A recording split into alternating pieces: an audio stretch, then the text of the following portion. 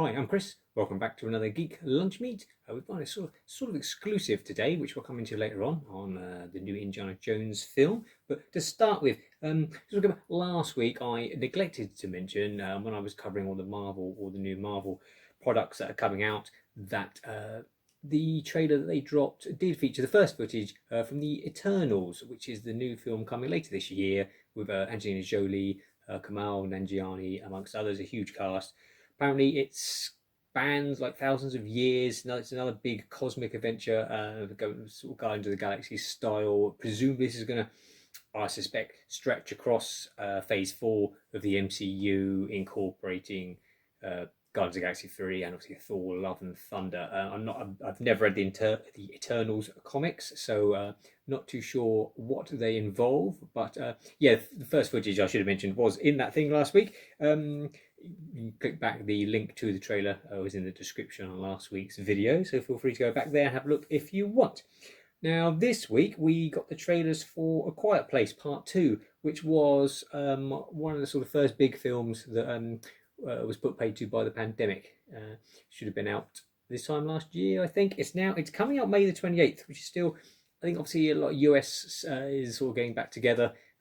Here, obviously, as of I'm filming this on Sunday, so as of tomorrow, some of the lockdown restrictions end. You can now go to people's houses. Cinemas are finally reopening. You'll be able to go in pubs and restaurants and actually eat and drink indoors.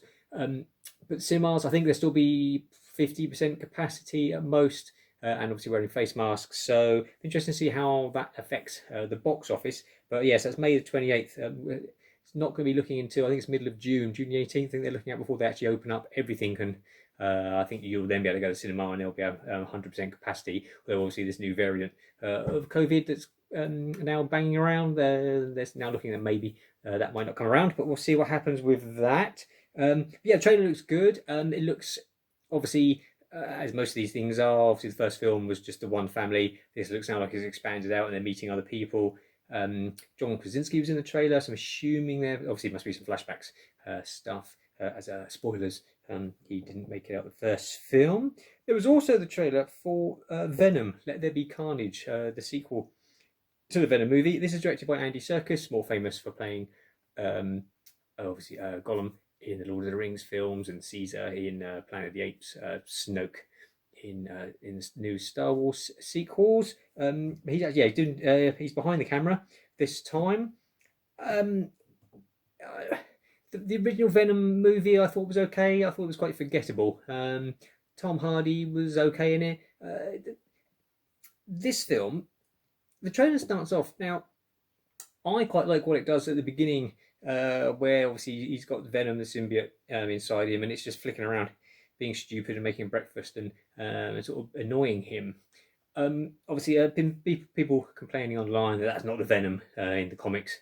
No, I've never read the comics. Now, I like that level of sort of stupidity, and if they sort of did that for the whole film, and had this strange sort of buddy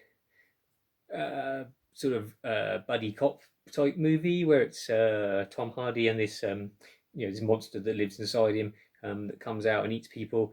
I think it could be quite funny and quite sort of quite bizarre. But I suspect bits further into the trailer where you sort of see Woody Harrelson and he's going to become Carnage, the big red sort of symbiote monster. Looks a bit more generic, a bit more like the first film. So yeah, I'm in two minds on that one. I don't know. And also, it's very strange because they're doing this. Sony's doing this whole sort of their own little universe of building up all of Spider-Man's villains, and obviously they've got the Jared Leto Morbius film is coming out later as well. I think it's been put back again, and they're sort of bringing all of these villains together without Spider-Man. It's sort of strange. Where I'm assuming in the future they're going to hope that they can then bring in Tom Holland to fight all these villains, but it's not part of the MCU, so I don't know. It's strange. It's a strange one, that one. But yeah, so yeah, Venom: Let There Be Carnage trailer. I'll drop a link to that below as well. Also, the trailer for The Green Knight, which looks fantastic, directed by David Lowery, who did the Pete's Dragon remake, which is pretty good. Which is sort of nothing like the original, really. None of the songs and things like that. Green Knight featuring Dev Patel. It's a take on Sir Gawain and the Green Knight, which I remember having a book of as a kid, which is one of the King Arthur myths. I remember being quite sort of freaking me out as a kid because this knight turns up and he's I think you can't kill him, and he sort of makes a pledge that he will come back. To sort of take on, to kill, to sort of wreak havoc in like a year's time and stuff like that.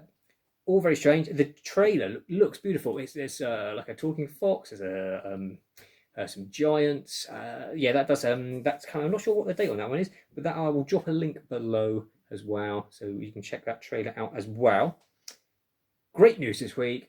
Great news. The Venture Brothers is being made into a movie.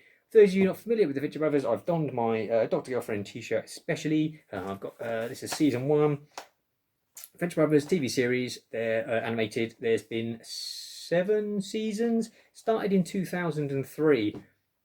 We've only had 7 seasons because it takes them so long to make it, because it's basically sort of done by Jackson Public and Doc Hammer.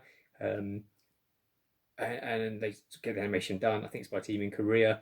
And they write all the scripts themselves. It's not like this big studio production, and it's just fantastic. If you've not seen it, check it out. You can get most of the. I think you can get all of it now on DVD or on Blu-ray. The Blu-rays are region free, so you can watch them in this country. It was all available to watch on Virgin Media. I don't know if it still is, but you could watch it if you've got a subscription. That's right, all the last season on there. It's basically a sort of bizarre. It's superheroes. James Bond spy stories, sort of Johnny Quest cartoon, the sort of original sort of boy adventurer, super science. There's robots. It's just fantastic. There's so much stuff. There's a Scooby-Doo themed episode. There is the Guild of Calamitous Intent are these bad guys who starts off early on in the season. David Bowie's in charge of them. So, you can't get much better. There's a lot of 80s music references because that's what the creators like. Loads of Star Wars references. Loads of superhero stuff. There's some Fantastic Four rip-offs where the Human Torch is constantly in constant pain and just wants to die because he's obviously on fire. And the Invisible Woman, she can only make her skin invisible. So she sort of just, her skin will become visible and this is sort of grotesque. You can see all her organs and muscles and stuff. Absolutely hilarious, absolutely brilliant. Give it a go if you've not seen it. Say that's the Venture Brothers, and they are now season 7 was the last season. Loads of cliffhangers, and then it was announced that it was cancelled. But now it's going to be they're going to do a feature-length animated movie of it. So I am very happy with that indeed. Also, hot on the heels of that was Netflix announced they are doing another Ultraman. I think it's a series. I'm not sure if it's a series or a film. Another new animated show. They did a computer-generated one, which I think is one season of, which is coming. I think they are doing another season, which one of the early reviews I did for This Your Fix. I'll drop a link in that below if you want to read that. Ultraman, if you're not familiar, is a Japanese TV show. This is the original from the 1960s. It's the typical man in rubber suit fighting monsters who are other men in rubber suits. Absolutely fantastic. I love that sort of thing. And they're doing a new series, and it is going to be apparently Industrial Light and Magic, the special effects company that was set up by George Lucas to do the Star Wars films. They're going to be doing the animation for it apparently. Now, the only other thing they've actually animated for like a fully animated film was Rango, which I absolutely love. It's the style of the animation is just completely different to sort of what Pixar and Disney and DreamWorks and those other ones do. Almost photorealistic in parts. That I'm really looking forward to. Probably obviously a while. Animation takes a long time to come out, but they've announced that. So Ultraman. I say you can this original series. I picked this up on eBay for about 10 quid. It's got all the episodes in it, so no excuse not to catch up with all those. A bit of exclusive. Indiana Jones 5 should be start filming in the next couple of months, coming out next year, July 29th, I think is penciled in for. Now, apparently, sources tell me that they have cast a young Indy. Now, that's not. It's not like when River Phoenix played Indy at the beginning of Last Crusade in the flashback to when he was young. This is more the sort of thing where you've got a guy who physically resembles him. Suspect they'll be doing the digital replacement, or much as they did with Luke Skywalker turning up at the end of the last season of The Mandalorian. So yeah, I've talked about this before. There's rumours about it being sort of Fountain of Eternal Youth type of story. So that fits in very well with that.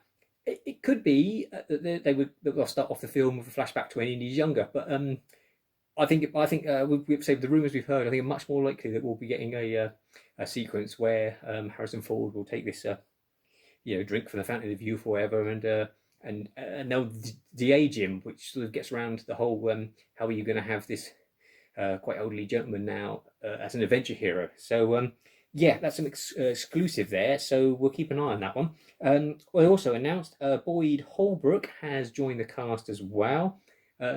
He was, you might know, he was the bad guy in Logan, which obviously from the same director, James Mangold, which then got, he was the lead in Predators, Shane's Black movie. Less said about that, the better. But obviously hasn't killed off his career because he's now been cast in Indiana Jones 5, as has Shawnette Renee Wilson, who played one of the Dora Milaje, the soldiers in Black Panther. So they joined the cast, obviously, along with Harrison Ford. Who else we got?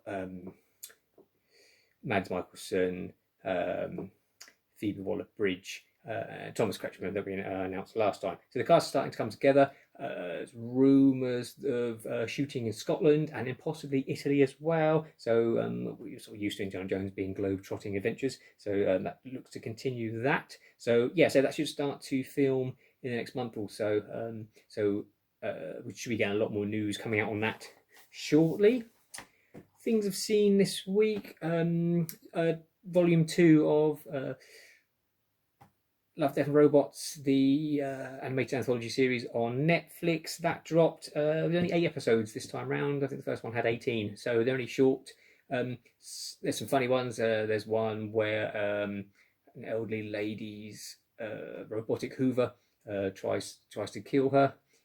Which is good, and then there's one about a bounty hunter called Snow, living like an albino guy living out in the desert, and his other bounty hunters come to take him down. The animation looks almost photorealistic on that, and that is absolutely superb. If they were to, hopefully some of these might be showcases if they're really popular to go on for feature length. He would be a good one to do. But yeah, there's only 8 of those. Say if one of them's not your cup of tea. There's another one. The styles are all very different. So some are very realistic. There's one about some giant whales under the ice on some frozen planet. Very different animation style, but beautiful to look at when these whales breach through the ice. Yeah, absolutely fantastic. So yeah, give those a try. And I also watched Oxygen, the new film on Netflix by Alexandre Aja, who did Haute Tension, Piranha 3D, the Hills Have Eyes remake.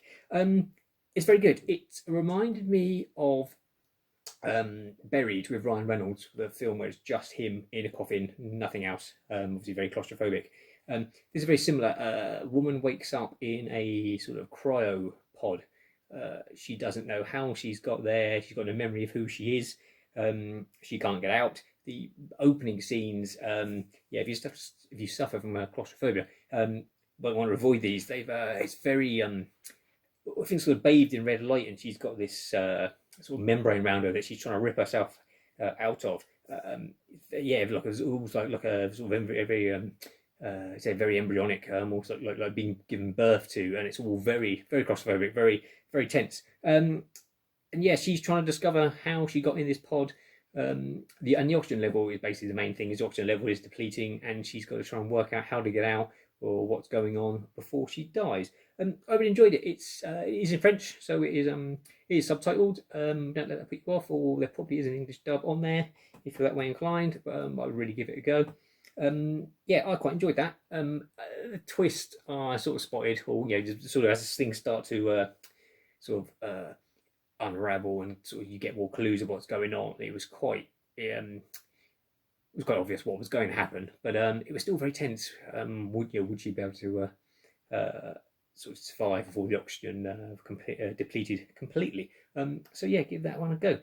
I think that's about it for this week. as I say, hopefully everything starts opening up again. So I should be able to get a co-host in soon, which will be great. So you won't just have me blathering on to listen to. We'll have some intelligent discussions, supposedly, with a co-host. But yeah, so yeah, take care, and until next time, eat, geek, and be merry.